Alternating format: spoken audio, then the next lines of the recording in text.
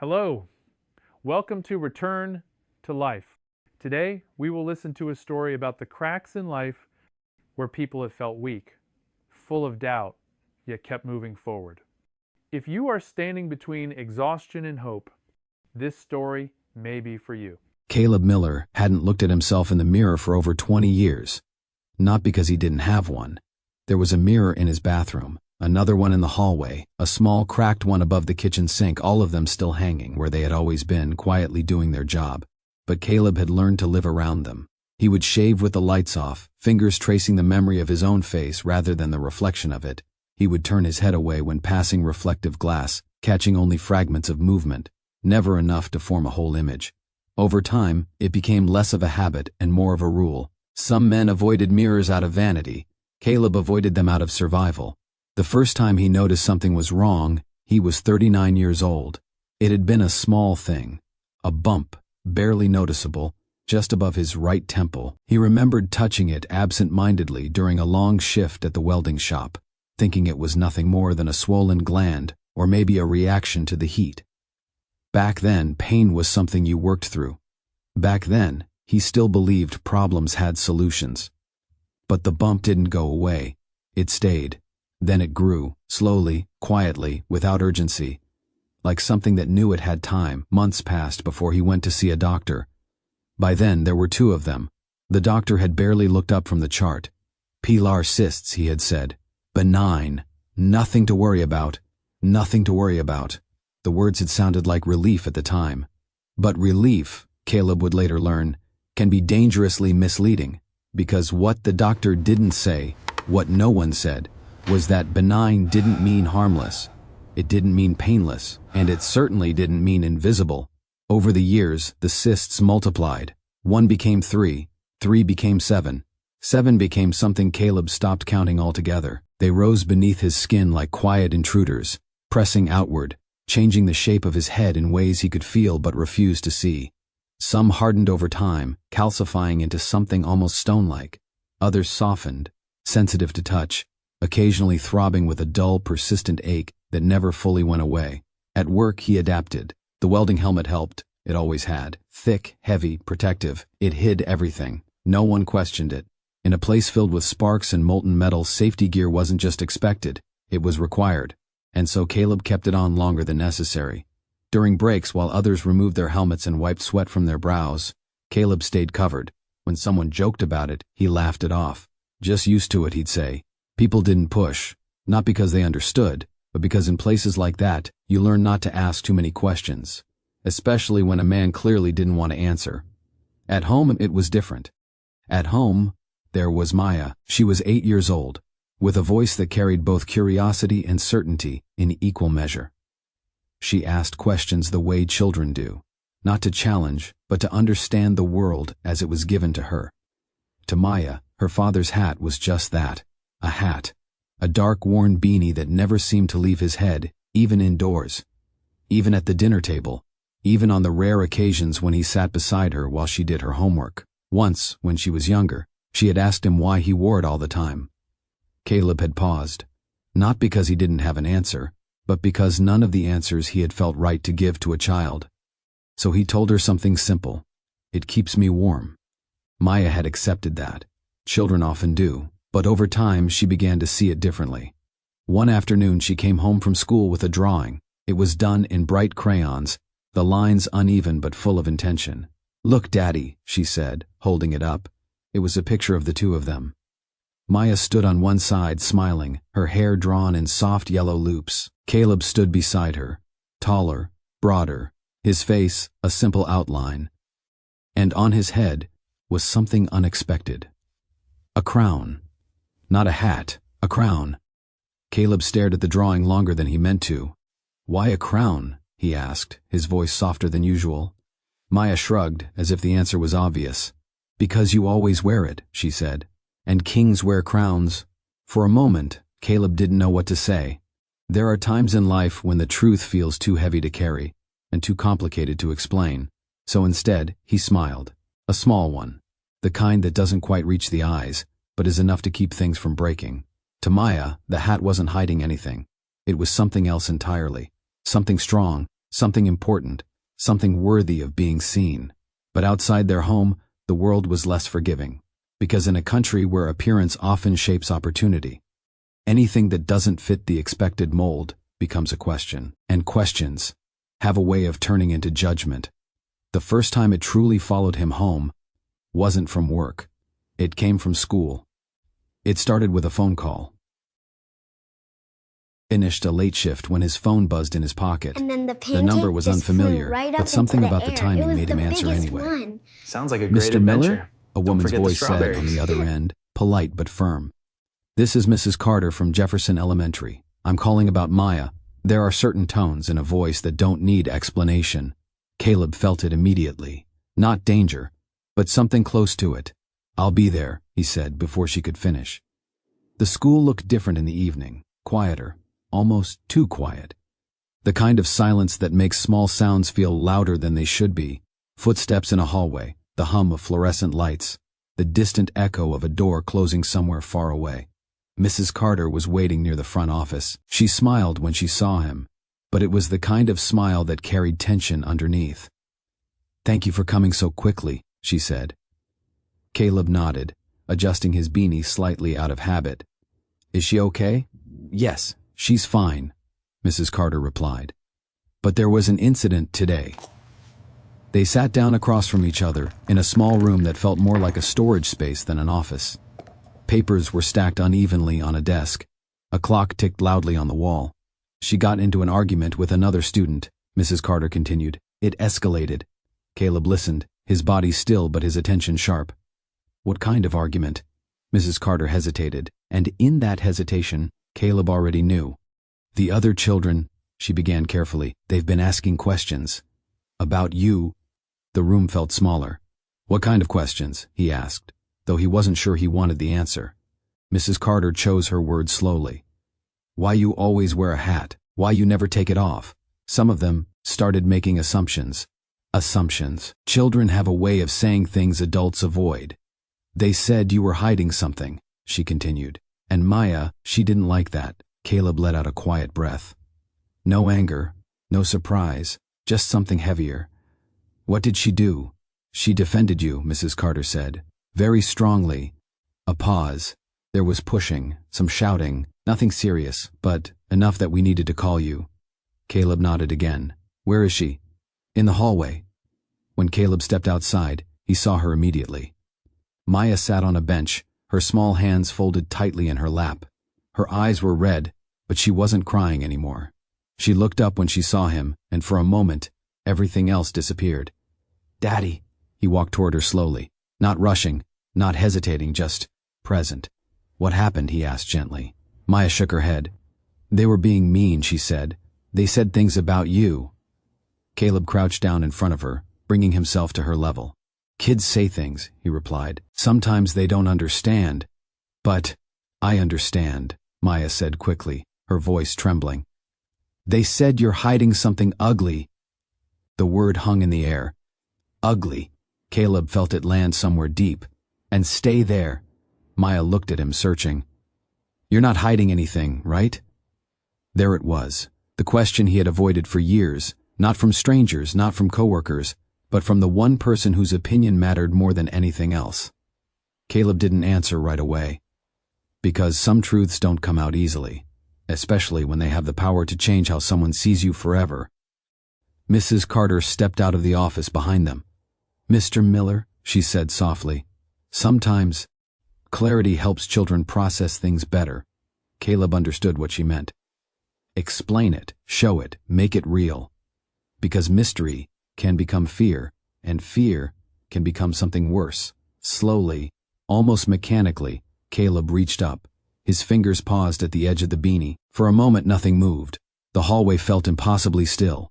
Even the air seemed to wait. Then, he pulled it off. No one said anything, no gasps, no dramatic reactions, just silence. But silence, sometimes, says everything. Maya didn't look away. She stared. Not with fear, not with disgust, but with something Caleb hadn't expected. Confusion. Her small brow furrowed slightly, as if her mind was trying to rearrange something it thought it understood. This wasn't the crown she had imagined. This wasn't the story she had been telling herself. Caleb held her gaze, not hiding, not turning away. For the first time in 20 years, he let himself be seen, and in that moment something shifted. Not in the world, not in the system, but in something quieter, something more personal, because sometimes the hardest part isn't facing other people, it's facing the moment when someone you love sees you differently. The next morning, nothing looked different. The same streets, the same gray sky stretching over Pittsburgh like a ceiling that had forgotten how to open. But for Caleb, something had shifted. Not in what he saw, but in what he could no longer avoid. He wore the beanie again before leaving the house, not out of habit this time, but out of instinct. Some protections, once broken, are rebuilt quickly. The welding shop stood where it always had, an aging structure of steel and noise where the air smelled faintly of burnt metal and long hours. It was the kind of place that didn't ask questions, as long as you showed up and did the work. For years that had been enough. Caleb stepped inside, nodding briefly to the men he passed. A few nodded back, others didn't. No one said anything about the previous day, because they didn't know, or because they didn't want to. Either way, silence did what it always does. It filled the gaps. He moved toward his station, reaching for his helmet, when he heard his name. Caleb. It was Mr. Donnelly, the shop supervisor. A man in his late 50s, with a voice shaped by years of giving instructions and expecting them to be followed. He stood near the office door, arms crossed, not aggressively but firmly enough to suggest this wasn't casual. "Got a minute?" Caleb nodded. They stepped inside. The office was small, cluttered with paperwork and the faint smell of stale coffee. A fan hummed in the corner, pushing warm air in slow circles. Mr. Donnelly closed the door behind them. That, more than anything, told Caleb what this was. There are conversations that don't need to be announced. They announce themselves. "Listen," Donnelly began, rubbing the back of his neck. "This isn't easy."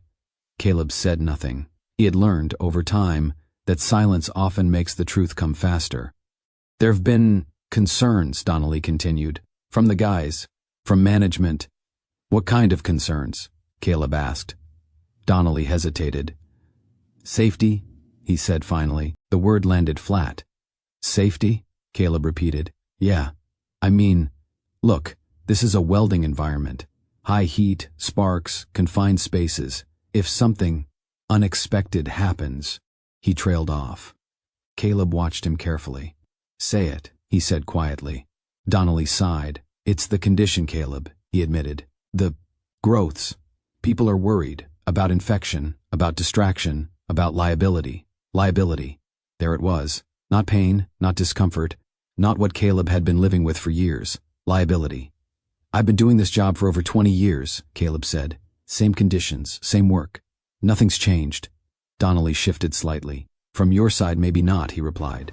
"But from theirs, it has..." A pause. "They're saying it's a risk." Caleb felt something tighten in his chest. Not anger, not yet, just a quiet pressure, building. "So what are you telling me?" he asked. Donnelly looked at him, and for a brief moment, something human flickered through his expression. "I'm telling you," he said slowly, "that we're going to have to let you go." The words didn't echo. They didn't need to. They settled, heavy, final. Caleb stood there, unmoving. "How long?" he asked. "Effective immediately." Of course it was. Things like this rarely come with warnings. Donnelly reached for a folder on the desk. "You'll get your final paycheck. HR will send over the paperwork. There's also information about your benefits." "My insurance," Caleb interrupted. Donnelly nodded. "It'll continue until the end of the month." The end of the month. Caleb did the math automatically. 3 weeks. Less, if you counted weekends the way bills do. "And after that?" he asked. Donnelly didn't answer right away. Because some answers don't need words. "You can look into Cobra," he said eventually. "It's expensive, but..." "How expensive?" Donnelly hesitated again, then gave him a number. Caleb didn't react. But inside something shifted. Not sharply, not violently, just decisively. Because there's a moment when reality stops being abstract and becomes something you can measure. Monthly premiums, out-of-pocket costs, deductibles, words that sound manageable until they're yours. Caleb nodded once. "Okay," that was all he said. No argument, no raised voice, just acceptance. But not the kind that brings peace, the kind that comes when you realize there's no one left to argue with. He collected his things quietly: a pair of gloves, a worn thermos, a small photograph tucked into his locker, Maya, smiling, holding up that drawing with the crown. He looked at it for a second longer than usual, then put it in his pocket. As he walked out of the shop, no one stopped him. No speeches, no goodbyes, just the sound of metal on metal, sparks flying in controlled bursts, life continuing as if nothing had changed. But for Caleb, everything had. Outside, the air felt colder than it should have. Or maybe it wasn't the air, maybe it was what came next. Because losing a job is one thing, losing what comes with it is something else entirely. In America, a job doesn't just pay your bills, it decides whether you get to be treated. And as Caleb stood there, hands in his pockets, the weight of that truth settled in fully, not dramatic, not loud, just undeniable. For the first time, the problem wasn't just what was growing on his head, it was what was waiting in front of him. And somewhere, in the quiet space between those two things, a question began to form. Not about pain, not about fear, but about something far more difficult. What happens when survival itself becomes unaffordable? The building didn't look like a place where lives were decided. That was the first thing Caleb noticed. No long lines, no urgency, no visible signs of crisis. Just clean glass doors, muted colors, and a quiet lobby where people sat with numbers in their hands, waiting their turn as if this were any other ordinary errand. Insurance. The word sounded safe, structured, reliable. But as Caleb stepped inside, something about the stillness felt disconnected, like a place designed to process problems Don't forget the without ever strawberries. feeling them. He approached the front desk. A young woman greeted him with a practiced smile. "How can I help you today?" Caleb hesitated for a moment, adjusting his beanie slightly. "I need to talk to someone about coverage," he said. "Medical." She nodded, already typing. "Do you have an existing plan with us?" "Through my employer," Caleb replied. "But I just lost my job." There it was again, that shift. Subtle but real. Her fingers slowed slightly on the keyboard. "I see," she said. "Let me get you set up with a case specialist." A number was printed, a seat was taken, and just like that, Caleb became part of the system, waiting. Time moved differently in places like this. Not faster, not slower, just detached. Numbers were called, people stood up, sat down, exchanged quiet conversations that never rose above a certain volume, as if the building itself required restraint. Caleb watched. An older man flipping through paperwork with trembling hands.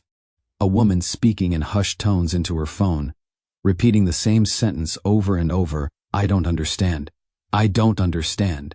And in the middle of it all, a screen on the wall displaying messages about coverage options and flexible plans. Phrases that sounded reassuring, but said very little.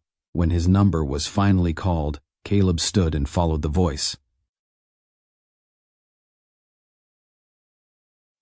Dressed neatly, his posture straight, his expression neutral in a way that suggested long practice. "Please have a seat," he said. His name tag read, Daniel Reeves, Case Specialist. Caleb sat down. Daniel clicked through a few screens, scanning information. "I understand you've recently lost employer-based coverage," he said. "That's right, and you're looking to continue coverage through Cobra, or explore alternative plans?" "I'm looking for treatment," Caleb said. Daniel paused briefly, then continued typing. "Can you specify the nature of the treatment?" Caleb hesitated, not because he didn't know, but because saying it out loud made it real in a different way. "It's a medical condition," he said. "It's been getting worse. I need surgery." Daniel nodded, still focused on the screen. "Do you have a diagnosis?" "Pilar cysts," Caleb replied. "Multiple. Some infected." That got a slight reaction. "Not emotional, just procedural." "I see," Daniel said. "Do you have documentation from a physician?" "Not recently," Caleb admitted. "I couldn't afford to keep going." Daniel clicked again. More screens, more data. Everything about the interaction felt efficient, clean, almost too clean. "And you're experiencing symptoms?" Daniel asked. Caleb let out a quiet breath. "Yes," he said. "Pain, pressure. Some of them are leaking. I can't sleep right. I can't work like this. Daniel nodded again. Typing. Always typing. And the purpose of the surgery, he continued, would be removal of the cysts? Yes. Another pause, longer this time. Daniel leaned back slightly, hands resting on the desk. I'm going to be very direct with you, Mr. Miller, he said. There it was, the moment. In most cases, Daniel continued, pilar cysts are classified as benign growths, non-life-threatening. Caleb said nothing. He had heard that word before, benign. So procedures to remove them, Daniel went on, are typically categorized under elective services. Caleb felt the shift before the word even came. A tightening, a quiet warning. Elective? He repeated. Daniel nodded. In many policies, yes, specifically under elective cosmetic procedures. The word hung there, cosmetic. Caleb blinked once, slowly. I don't think you understand, he said. Daniel remained calm. I understand that it's uncomfortable. It's not uncomfortable, Caleb interrupted. His voice wasn't loud, but it carried something sharper now. It's infected, he said. It's growing. It's affecting how I live. I lost my job because of this. Daniel's expression didn't change. I hear you, he replied. But from an insurance standpoint, classification is based on medical necessity in relation to life-threatening conditions. Caleb leaned forward slightly. So what you're telling me is that unless it kills me, I'm saying, Daniel cut in gently, that coverage is determined by policy guidelines. Guidelines, policies, classifications, words that sounded precise, controlled, safe, but none of them touched what Caleb was actually experiencing. This isn't about how it looks, Caleb said, his voice lower now. This isn't about appearance. Daniel nodded. I understand your concern. No, Caleb said quietly. You don't. A pause. The room felt smaller. Not physically, but in the way conversations sometimes narrow, until there's nowhere left to go.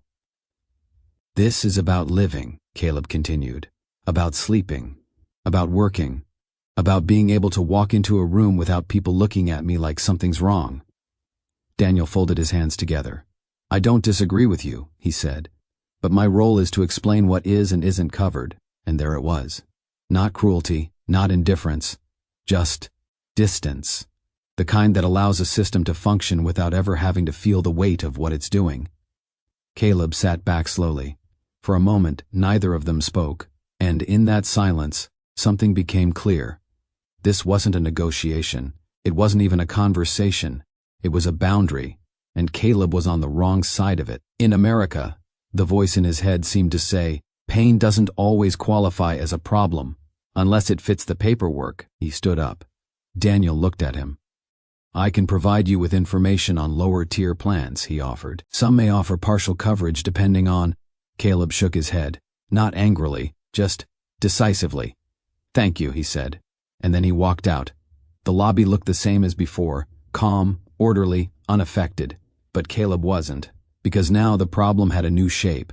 It wasn't just something growing beneath his skin. It was something larger, something colder, something that didn't bleed, didn't ache, didn't feel, and yet somehow had the power to decide whether he would be treated at all. There's a point where frustration changes shape. It stops being loud, stops being angry, and becomes something quieter, something more dangerous. For Caleb, that point came late at night. The house was still. Maya had already gone to sleep, her door slightly open, the soft glow of a nightlight spilling into the hallway, the kind of light that made everything feel calm. Even when it wasn't, Caleb sat alone in the kitchen. The paperwork from the insurance office was spread out in front of him, pages filled with terms he had read more than once but never truly understood. Deductibles, out-of-pocket maximums, exclusions. Each word meant something, but together, they meant the same thing. No. He leaned back in his chair, staring at nothing in particular. The clock on the wall ticked steadily, too steadily. Time, he realized, had become something else entirely. Not something you move through, but something that moves through you. And lately, it had been moving faster. He reached up slowly and pressed his fingers against the side of his head, one of the larger cysts. It had grown again. He could feel it now, more clearly than before. Not sharp pain, not sudden, just pressure, constant, unrelenting, like something pushing outward, with nowhere to go. He closed his eyes, tried to ignore it, but ignoring something doesn't make it disappear, it just makes it wait. A quiet breath escaped him, then another, and somewhere in that silence, a thought began to form, not a good one, not a rational one, but a simple one. If no one was going to fix it, then maybe he had to. He stood up slowly. The decision didn't feel dramatic, no sudden realization, no moment of clarity, just a shift, like stepping across a line you didn't realize you were approaching until it was already behind you. The bathroom light flickered slightly as he turned it on. He avoided the mirror as always, that part hadn't changed, but everything else had. He opened the cabinet beneath the sink. There wasn't much inside, a few basic supplies, old bandages, a bottle of rubbing alcohol, things meant for small problems, manageable ones. Not this. Caleb hesitated, just for a moment, because even now, something inside him understood the risk, understood that this wasn't how things were supposed to be done, that there were reasons people trained for years, studied, specialized, that there were systems in place. Doctors, hospitals, procedures, but systems require access, and access requires money. He reached in anyway. The metal felt cold in his hand. Too cold. He set it down on the counter, took a breath, then another. "You've handled worse," he muttered quietly to himself. It wasn't true. But sometimes you don't need truth. You need something that sounds like it. He soaked a cloth in alcohol, pressing it carefully against the area. The sting was immediate, sharp, real. At least this part made sense. Pain you could feel. Pain you could identify. Pain that didn't come with paperwork. He tightened his grip slightly. His breathing slowed, focused, deliberate. For a moment, everything narrowed down to a single point. Just him, the pressure, and the belief, however fragile, that this could be fixed. Then he stopped. Not because he changed his mind, but because something else broke through. A sound, soft, barely there. "Daddy?" Caleb froze. The voice came from the hallway, small, sleepy. "Maya." He didn't move, didn't answer.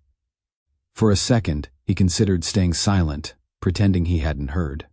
But children have a way of sensing what adults try to hide.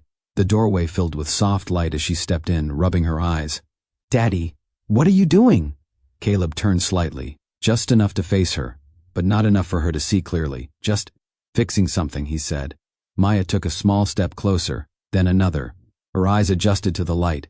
"And children see more than we think." "What's that?" she asked, pointing.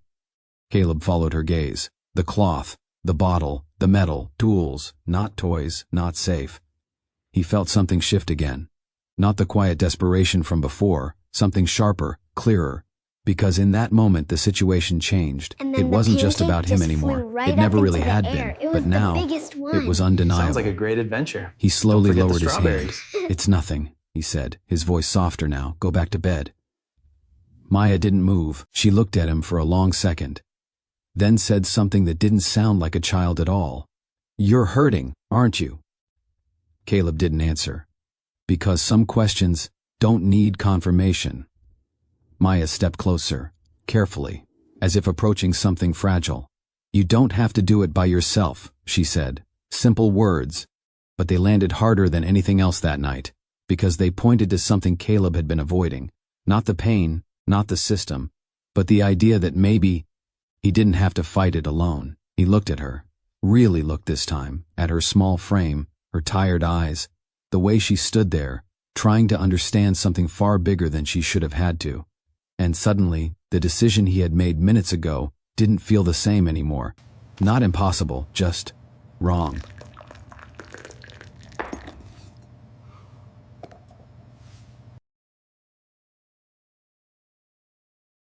Deliberately. "Okay," he said quietly. Maya nodded, as if that was enough. As if that small shift had already changed something, and maybe it had. Because sometimes, the difference between breaking and holding on isn't strength, it's being seen. The clinic didn't look like a place that handled complicated cases. That was Caleb's first thought as he stood outside the building. It was smaller than he expected, quieter, tucked between a pharmacy and a closed-down convenience store, its signs slightly faded, its windows clean but unremarkable, the kind of place you might walk past without noticing, unless you were looking for it. And Caleb wasn't even sure he was. He adjusted his beanie slightly, hesitating at the door. Places like this came with expectations, questions, exposure. But after the night before, something had shifted. Not in his situation. That hadn't changed. But in his willingness to keep pretending it wasn't getting worse. He pushed the door open. A soft chime rang above him. Inside, the air smelled faintly of antiseptic and something warmer, coffee maybe. A few chairs lined the wall. A television played quietly in the corner, muted captions scrolling across the screen. A receptionist looked up. "Good morning," she said. "Do you have an appointment?" Caleb shook his head. "No, I just need to see someone." There was a pause. Not dismissive, just measured. "Let me check," she said. He sat down. The chair felt harder than it should have. Or maybe it was just him. Across the room, an elderly man coughed softly into a tissue. A woman flipped through a magazine without turning a single page. Everyone seemed to be waiting for something, but no one looked at each other. Illness, Caleb realized, has a way of isolating people, even when they're sitting side by side. "Mr. Miller?" He looked up. The voice was different, calm, steady, not overly cheerful, not distant, just present. Dr. Sarah Vance stood in the doorway.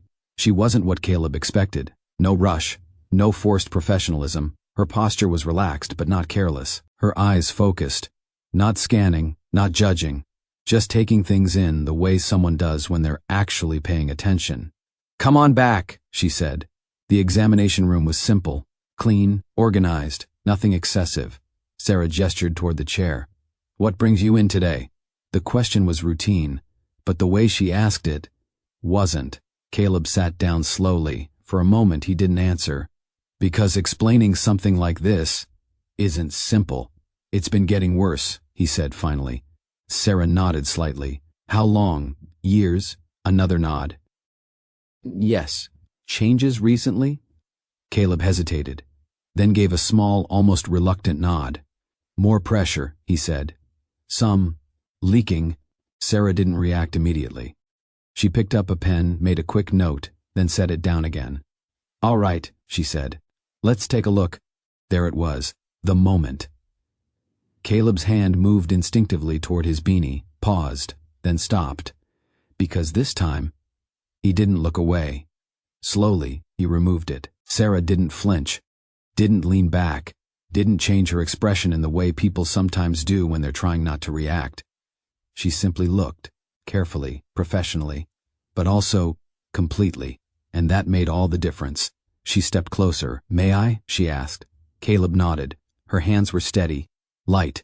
She examined the surface first, then gently applied pressure in certain areas. Not enough to cause pain, but enough to understand what was beneath. "How long since you've seen a doctor about this?" she asked. "Years," Caleb said again. Sarah exhaled softly. Not frustration, something closer to concern. "These aren't just superficial anymore," she said. "Some of them have deepened, possibly calcified." Caleb didn't respond. The words didn't mean much to him, but her tone did. "And this one," she continued, pausing slightly near the top of his head, "this one feels inflamed, possibly infected." He nodded. "I figured." Sarah stepped back slightly, studying him, not just the condition. Him. "You said there's been leaking?" she asked. "Yes. And pain affecting sleep?" "Yes. Work?" Caleb hesitated. "Then I lost my job." That landed differently. Sarah's expression shifted, not dramatically but enough. "When?" she asked. "Yesterday." A brief silence filled the room. Not awkward, just heavy. Sarah leaned back against the counter slightly, arms crossing, not defensively, but thoughtfully. "Have you looked into treatment options?" she asked. Caleb let out a quiet breath. "Insurance says it's cosmetic," he said. There it was, the word again. Cosmetic. This time it didn't sound neutral, it sounded wrong. Sarah's jaw tightened slightly, not visibly enough for most people to notice, but Caleb did. "Did they explain why?" she asked. "Because it's not life-threatening," Caleb replied. Sarah looked at him for a long moment, then shook her head. "Just slightly. Pain is a medical issue," she said. "Infection is a medical issue. Functional impairment is a medical issue." She paused. What you're dealing with is not cosmetic. The words were simple, but they carried something Caleb hadn't felt in a while. Validation. Not from a system, but from a person. So what does that mean? He asked. Sarah didn't answer immediately, because this was the part that wasn't simple. It means you need surgery, she said finally. Multiple excisions. Some of these will be straightforward. Others won't be. Caleb nodded slowly. And the cost? Sarah hesitated, just for a moment. Without coverage? She said. It could be significant. How significant? She met his eyes. 40 to 50,000, she said. The number didn't shock him. Not outwardly, but inside, it landed. Hard. Because now the problem had a price, and that price wasn't abstract anymore. Caleb looked down briefly, then back up. I don't have that, he said. Sarah knew that before he said it. You learn to recognize those things. Not from numbers, from people. She walked over to the counter, picking up a chart, then setting it down again. There was something else now, something unspoken, because medicine isn't just about diagnosis, it's about decisions. And some decisions don't come with clear answers. I do have some discretionary options, she said slowly. Limited, case by case. Caleb waited. But they're not always approved, she continued. And even when they are, they don't cover everything.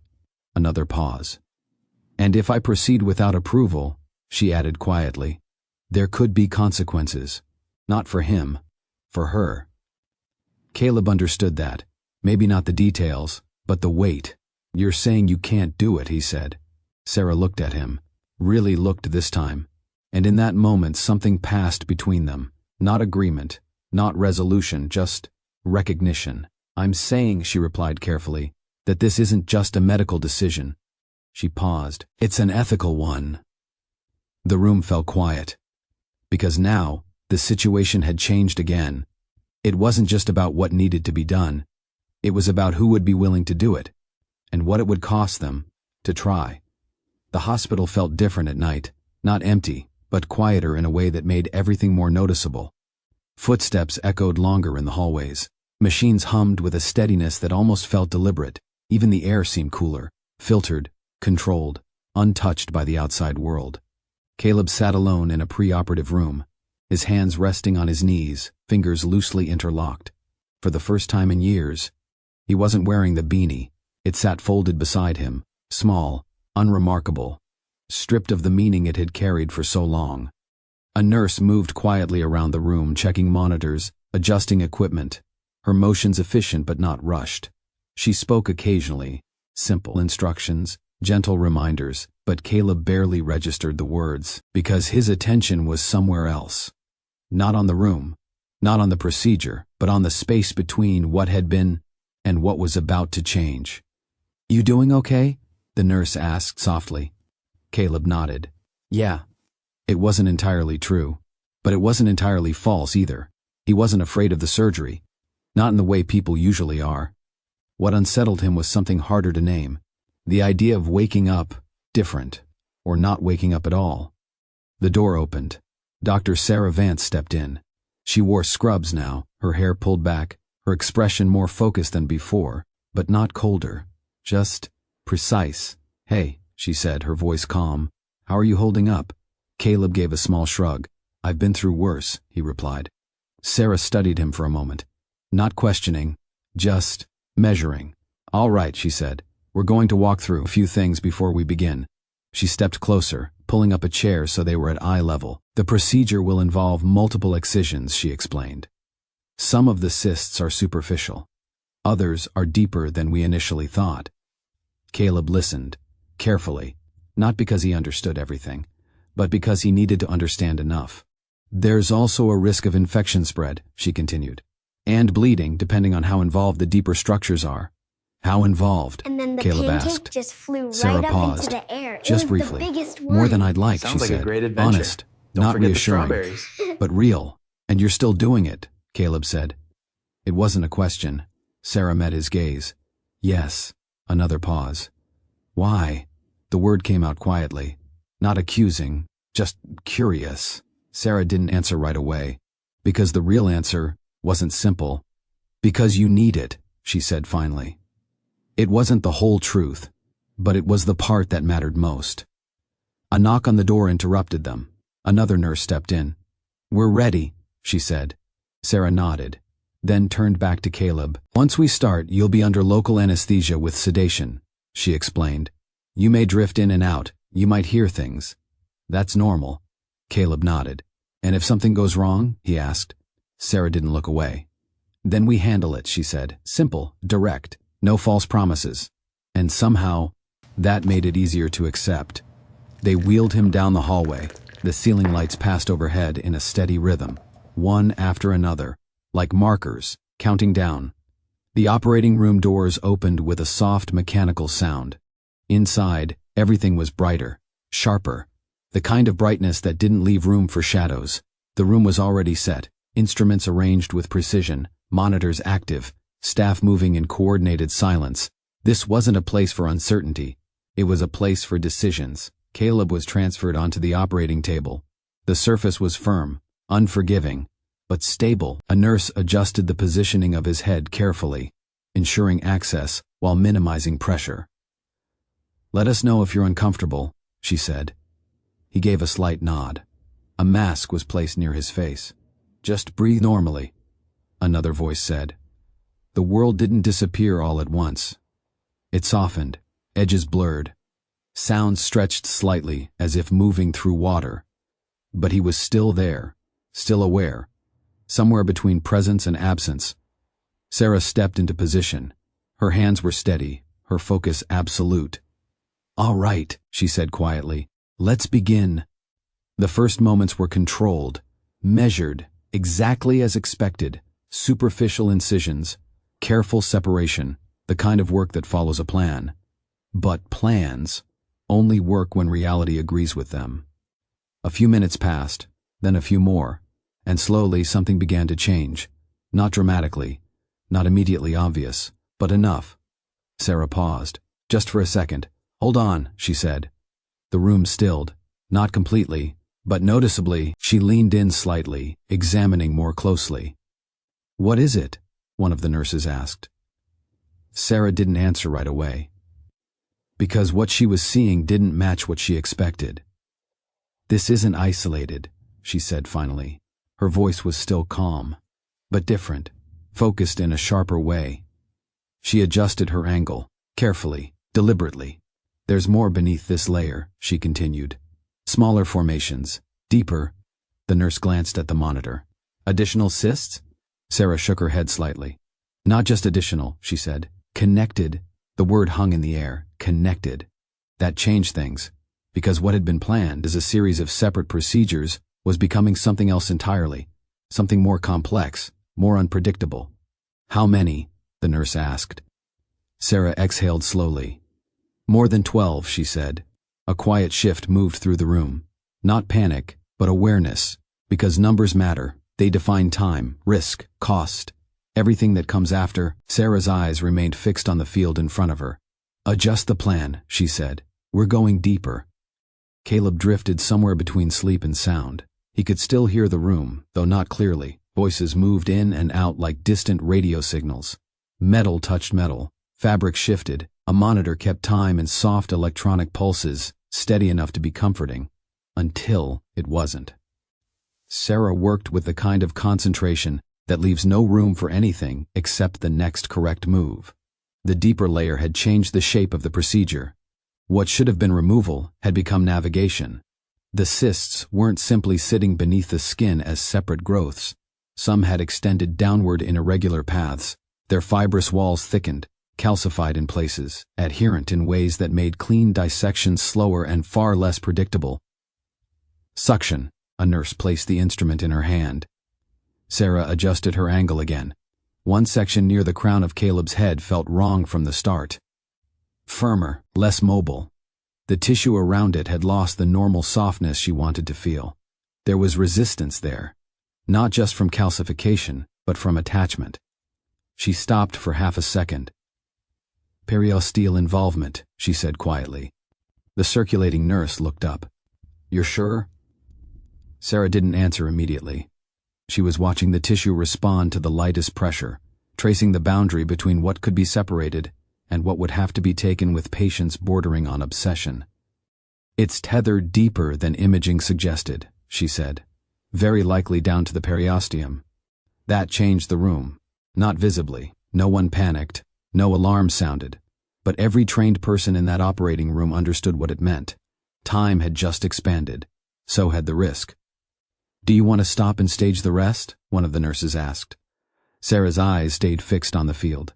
If she stopped now, Caleb would wake up with only part of the problem solved. The infected areas might continue to spread. The deeper mass, once disturbed, might become even more inflamed, and getting him back into another operating room, with funding unresolved, approval uncertain, and administration already watching the clock, might never happen. "No," she said.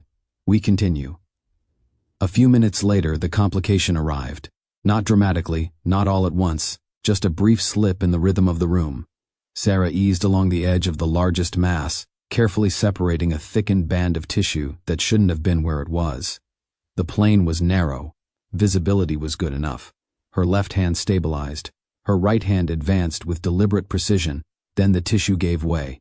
A dark rush followed. "Suction. Now!" The monitor changed tone almost instantly. Not a flat line, not disaster, but enough. Enough to sharpen every movement in the room. The nurse moved in. Sarah's voice stayed low, controlled. Pressure, gauze, more suction. The blood obscured the field for a moment, then another. The source was not massive, but it was deeper than she wanted, hidden at an angle that punished hesitation. "Clamp." And then the pancake She reached, just flew adjusted, right up into the leaned air. closer. It was the biggest Caleb one. stirred under Sounds the like a great sedation, adventure. his Don't breathing forget the shifting strawberries. first, then his shoulders. "Easy," the anesthetic nurse said softly. "Stay with us, Mr. Miller." But Caleb was no longer fully in the room. Pain does strange things when it meets memory, and in that half-lit place between consciousness and sedation, the operating room began to dissolve into something older. He smelled iron, not the sterile tang of surgical instruments. Something hotter, heavier, steel mill heat, the old one, the one from when he was a boy. He could hear boots on concrete, the scream of machinery, the rough cough his father tried to hide and never quite could. In the haze he spoke. At first no one could make out the words. Then they became clearer. "Dad." Sarah kept working. "Come on," she said under her breath. Not to Caleb, not to the staff, but to the vessel she was trying to control. "Show me." Caleb's voice rose slightly. "You said it was nothing." The nurse at his side looked at Sarah. "He's talking." Sarah nodded once. "Keep him steady." The room pulled in tighter around the crisis. The bleed was still manageable, but only if she got control of it before the tissue swelled further. She could feel the clock pressing at her now. Not on the wall, but in the posture of the team, in the number of supplies opened, in the invisible math that hospitals pretend is separate from care. Caleb turned his head weakly against the support. "You said we'd wait," he murmured. "Said it cost too much." The words landed in the room with more force than volume. Sarah felt them, even while her hands never paused. Somewhere inside the haze of sedation, Caleb was no longer a grown man on an operating table. He was a boy again, listening from a doorway while his father sat at the kitchen table, hat in his hands, pain written all over him and nowhere else. The family didn't call it suffering back then. They called it getting by. They called it being practical. They called it later. Later had buried him. "Dad, don't." "Mr. Miller," the anesthetic nurse said gently. "You're in surgery. You're safe." Safe. It was a good word, a necessary word. But safety, Sarah knew, was never just physical. She saw the vessel then, small, retracted, but reachable. She adjusted the retractor, suctioned once more, and isolated the source. "There," she said. The clamp went on. Pressure eased. The monitor steadied. No one relaxed. Not yet. Because control is not the same as resolution. Sarah held the field for another long moment, confirming it. When she finally exhaled, it was so slight most people would have missed it. But the nurse closest to her noticed. "You want to close?" she asked quietly. Sarah looked down at the exposed tissue, at the partially dissected mass, at the network of deeper involvement they hadn't even fully addressed yet. If this had been a well-funded patient with full approval, there would have been no question. She would proceed using the advanced device the hospital kept for difficult vascular dissections and deeper tissue sealing. It would reduce bleeding risk, shorten instability, and make the remainder of the procedure significantly safer. But the device was expensive, very expensive, and restricted. Every use required authorization. Every authorization required a billing pathway. Every billing pathway required someone with coverage, or a signature from administration willing to absorb the loss. Sarah knew there would be no signature. Not tonight. Not for Caleb. One of the nurses, more cautious than the others, lowered her voice. "If we use the harmonic system without clearance, administration will flag it." Sarah said nothing. The nurse continued, carefully, because this wasn't insubordination. It was fear dressed as policy. They already questioned this case. If supply audit sees it, they'll trace it back. "I know," Sarah said. The room went quiet again. Not silent. There were still machines, still movement, still the ordinary sounds of controlled urgency. But under all of it, there was the other thing now. The decision. Sarah looked at Caleb. Sedated, pale, exhausted. A man who had run out of road long before he got here. She thought of the meetings, the budget reviews, the phrases administrators used when they wanted harm to sound reasonable, resource stewardship, operational discipline, case prioritization. She had heard them all before, heard them after other patients, other denials, other losses that had been explained so neatly they almost sounded inevitable. Almost. Then she remembered another room, another patient, years earlier, a woman in her 40s whose infection had spread while appeals were under review. Sarah had followed every rule, filed every request, waited for every approval. By the time permission came, the case had changed from treatable to tragic. She had never forgiven the system. Worse than that, she had never fully forgiven herself for obeying it. "Doctor?" the nurse asked again. Sarah's eyes stayed on the field. If she stopped now, Caleb might survive the night and still lose the future the surgery was supposed to give him. If she continued without the right equipment, she increased the risk. If she used the equipment, she crossed a line the hospital would not ignore. Behind every ethical decision, there is usually a personal cost waiting quietly in the corner. Sarah knew what hers might be: a formal reprimand, suspension, loss of surgical privileges, the beginning of the end of a career she had spent years building. But there are moments when the cleanest rule in the room becomes the ugliest thing in it. "Open the harmonic system," she said. No one moved at first. The cautious nurse stared at her. "Dr. Vance, open it," Sarah repeated. Her voice did not rise. It didn't need to. This time, the room obeyed. Packaging tore. Equipment was brought in. Settings checked. The tension changed shape immediately, not less, just different. They were no longer just managing a complication. They were crossing into a choice no one in that room would be able to pretend not to remember. Caleb murmured again, weaker now. "I'm not him," he whispered. Sarah glanced up for the briefest second. No, she thought, "You're not. That was the whole point." She took the instrument. "Let's finish this," she said. And with that, medicine moved ahead of policy, not because the rules had changed, but because one person in the room had decided that a human life could not keep waiting for permission to matter. When Caleb woke up, the world felt quieter, not silent, just softer. The sharp edges of sound had dulled. The constant pressure he had carried for years, the one that had lived just beneath the surface of everything, was gone, not reduced, not fading, gone. For a moment he didn't move, didn't open his eyes, because something about that absence felt unfamiliar, almost suspicious, like waking up in a place you don't recognize even though you know you should. He took a slow breath, then another. No resistance, no deep, hidden ache trailing behind it, just air, clean, uninterrupted. His fingers twitched slightly against the hospital sheets. Then slowly, he raised his hand, carefully, as if expecting something to stop him, but nothing did. His hand reached his head, paused, then rested there. Bandages, thick, layered, but beneath them, nothing pushed back, no uneven weight, no tension beneath the skin, just stillness. His eyes opened. The ceiling above him was plain, white, unremarkable. But for the first time in a long time, he didn't feel the need to turn away from it, because there was nothing left to hide from. A soft sound came from the side of the room. "Hey." Caleb turned his head slightly. Sarah sat nearby, a chart resting in her hands, though she wasn't looking at it. She was watching him. Not clinically, not as a case, just making sure he was there. "You're awake," she said. Caleb blinked once, adjusting to the light. Feels like it, he replied, his voice rough but steady. Sarah gave a small nod. That's a good sign. There was a pause, not uncomfortable, just necessary, because some moments don't need to be filled. How bad was it?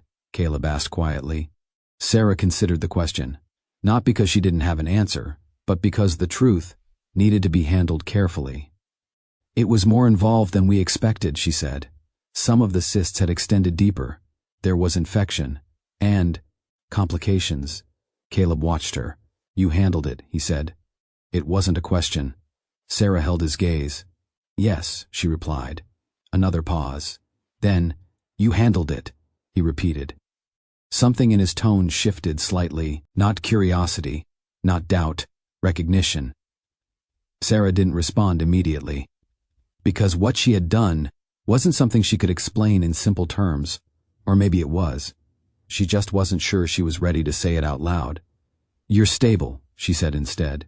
That's what matters right now. Caleb nodded slowly, but he didn't let it go, because people like him learn to read what isn't being said, and what he saw in her expression wasn't just relief, it was weight. You did more than that, he said quietly. Sarah exhaled, almost a sigh, but not quite.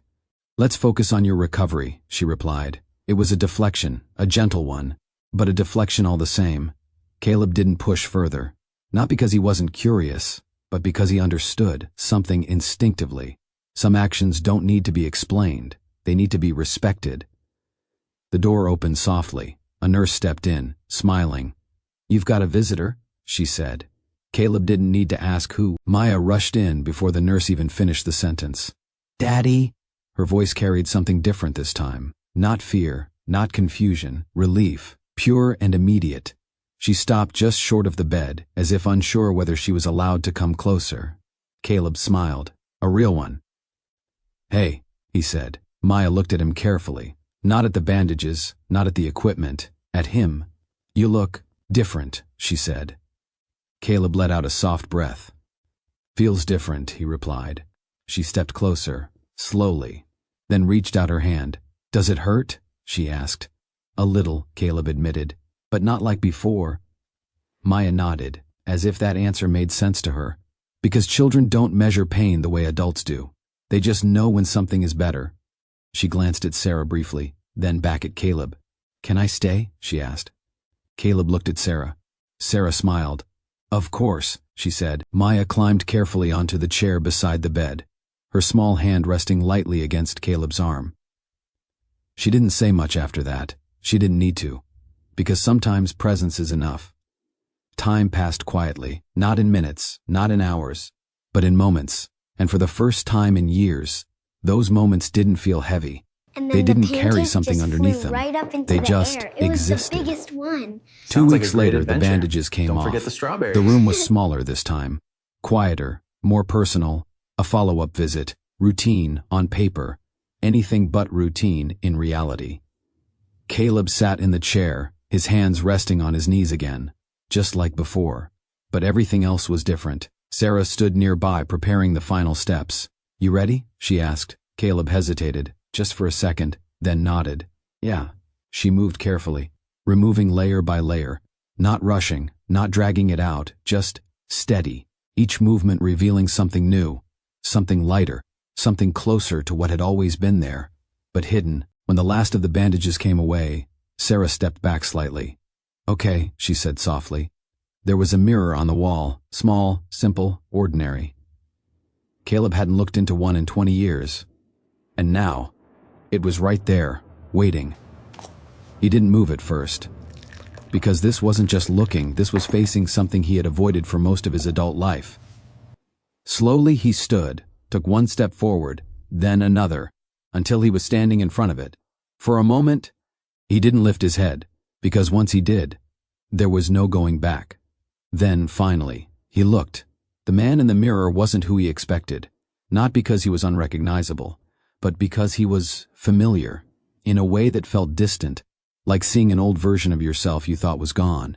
His head was smooth, even, marked slightly by healing lines, but clean, unburdened, normal. The word felt strange. After all those years, normal. Caleb raised his hand slowly, touched his head, No resistance, no pressure, no weight, just skin. Just himself. His breath caught, not sharply, not dramatically, just enough, because something inside him had finally let go, and before he realized it, he started to cry. Not out of pain, not out of fear, but out of something much harder to name. Relief.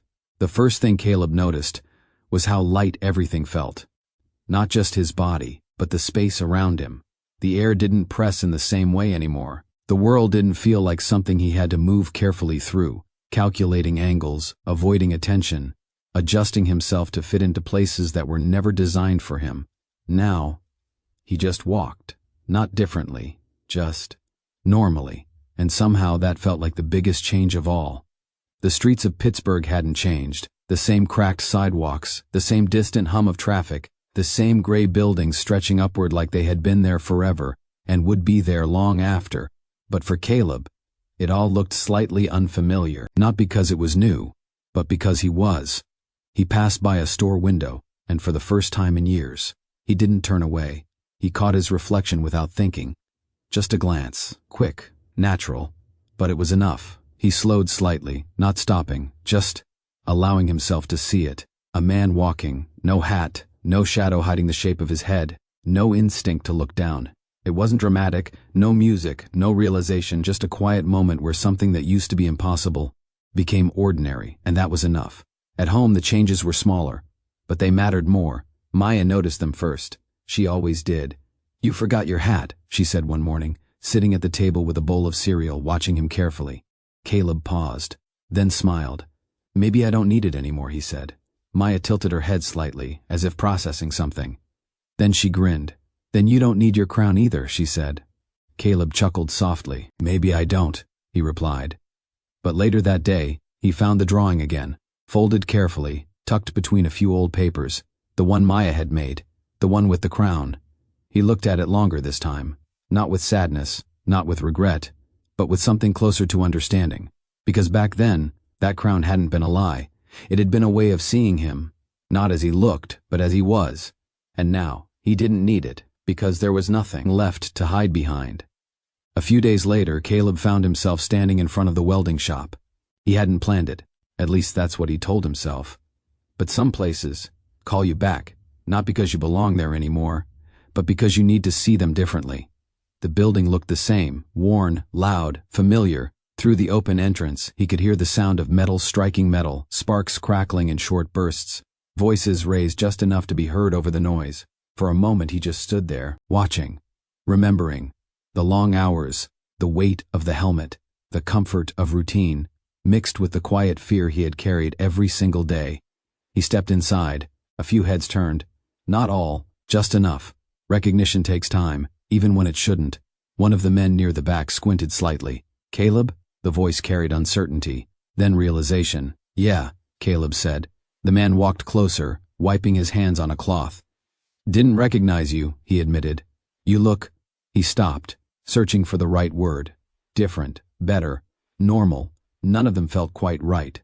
So he settled for something simpler. "Good," he said. Caleb nodded. "Feels that way." Another man joined them, then another. The kind of slow gathering that happens when something unusual interrupts routine. "You're back?" someone asked. Caleb shook his head. "No," he said. "Just came to pick up a few things." It wasn't entirely true, but it was close enough. He walked to his old locker, opened it. Inside there wasn't much left. A few tools, a pair of worn gloves, things that had once been part of his daily life, now sitting still, waiting for a routine that no longer existed. He picked them up slowly, not rushing, not lingering, just acknowledging. When he turned back, the others were still watching, not staring, not judging, just noticing. And for the first time, Caleb didn't feel the need to explain himself, didn't feel the need to adjust. He just stood there, as he was. "You ever think about coming back?" the first man asked. Caleb considered it, not seriously, but honestly. Then he shook his head. "No," he said. "I think I'm done hiding behind helmets." A few of them chuckled, not because it was a joke, but because they understood something in it, even if they couldn't fully explain it. Caleb gave a small nod, then turned and walked out. This time, no one stopped him. Not because they didn't care, but because there was nothing left to hold him there. Outside, the air felt different again. Not lighter, not heavier, just open. And for the first time in a long time, Caleb didn't feel like he was stepping back into something. He felt like he was stepping forward. Towards something he hadn't allowed himself to imagine before. A life that didn't require hiding. A life that didn't begin with fear. And somewhere in that quiet shift, another thought began to form. Not about survival, not about cost, but about something much simpler. What does it feel like to just live? It started with a simple suggestion. "Can we go swimming?" Maya asked it casually one afternoon, as if it were the most ordinary thing in the world. And maybe, for her it was, but for Caleb, it wasn't. He paused where he stood, a towel in his hands, the question settling in slowly. Swimming. The word carried weight, not because of the water, but because of everything it meant. Exposure, visibility, no hats, no shadows, no place to hide.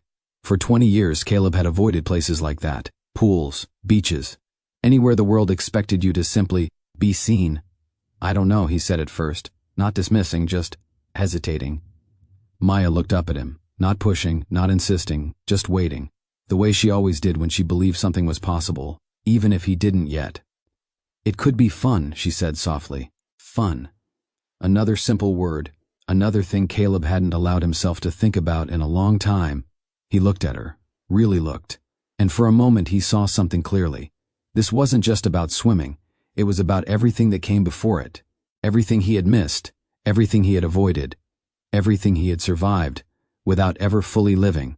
He took a slow breath, then nodded. "Okay," he said. Maya smiled instantly, not surprised, just certain. The pool wasn't crowded. Late afternoon, the sun lower in the sky, casting long reflections across the water. Families scattered around the edges, a few kids splashing near the shallow end. The low hum of conversation mixing with the soft rhythm of water moving against tile. Normal. Everything about it was normal. And for Caleb, that made it harder. He stood near the entrance watching, not frozen, but not moving either. His hand hovered briefly near his head, out of habit, out of memory. But there was no hat, nothing to reach for, nothing to adjust, just himself. Maya was already by the water's edge, slipping off her shoes, glancing back at him. "You coming?" she called. Caleb nodded. "Yeah," he said, but his feet didn't move right away. Because this was the moment, not the surgery, not the hospital, not the mirror, this was the real test. Stepping into a world where nothing was hidden, where there were no layers left between him and everyone else. He took a step forward, then another, each one small, but deliberate. The closer he got, the louder everything seemed. Voices, water, laughter, not overwhelming, just present. The way life is when you stop avoiding it. He reached the edge of the pool, looked down at the water. It reflected the sky, clear, open, uncomplicated. Maya stepped in first, without hesitation, without thinking. Because she had never learned to be afraid of being seen, she turned back to him, standing in the shallow water. "Come on," she said, smiling. Caleb exhaled slowly, then stepped in.